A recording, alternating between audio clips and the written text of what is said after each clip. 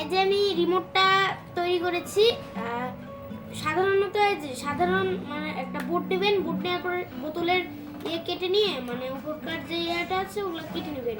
নেওয়ার পর একটা শিপি দুইটা ফুটা করবেন, ফুটা করার পর দুটো তার বের করবেন। এটাও ওইভাবে লাগাইছে যে আঠা দেখলা লেগে দিবেন।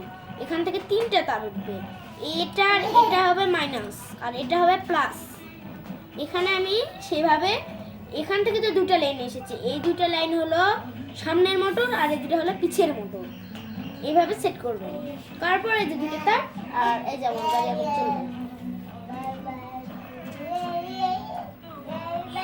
লাইনটা একটু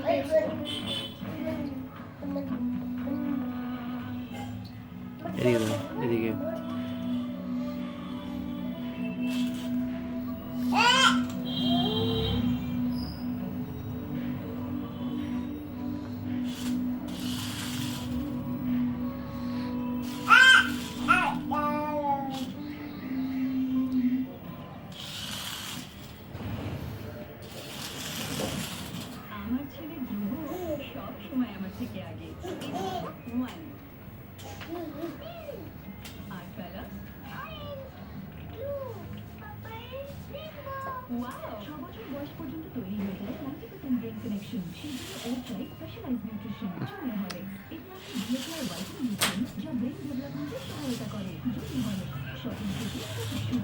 সামনে নিয়ে যাও।